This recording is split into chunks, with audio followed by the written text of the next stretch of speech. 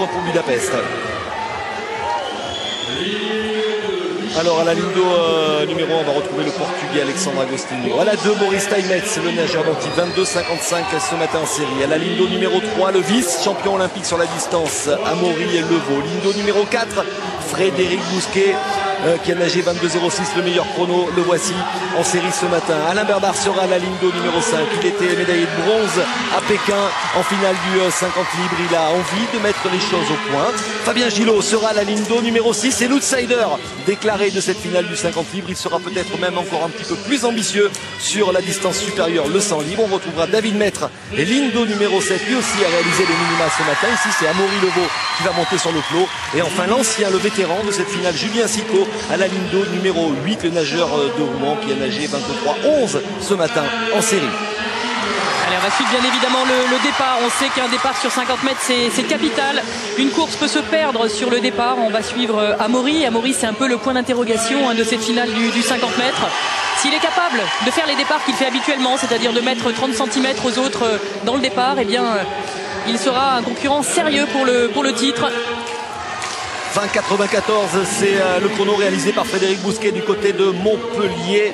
C'était à l'époque un record du monde, c'est aujourd'hui le record d'Europe puisque César Cielo, le Brésilien, a fait mieux du côté de Rome l'été dernier en 20,91. Amaury Levaux à la 3, Frédéric Bousquet à la 4, Alain Bernard à la 5, Fabien Gillot, Lindo numéro 6, les 4 favoris de cette finale du 50 libre.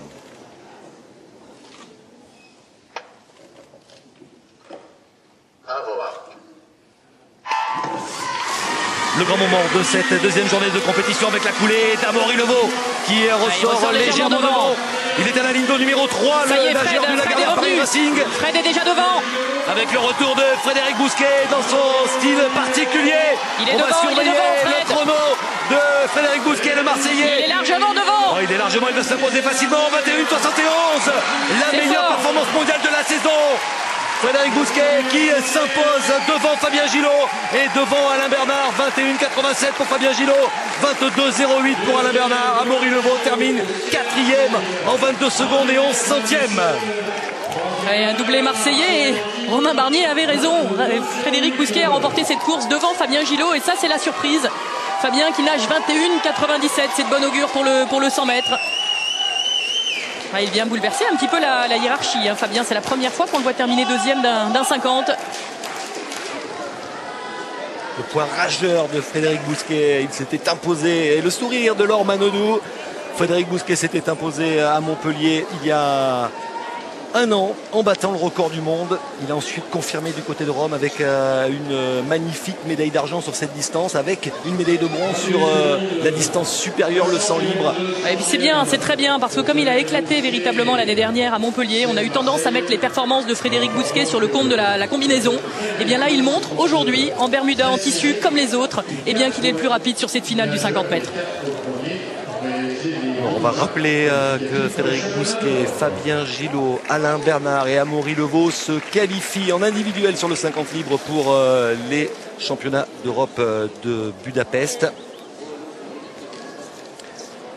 Il fallait nager moins de 22,37. Je suis avec Fabien Gillot justement. Fabien, vous avez regardé plusieurs fois le tableau.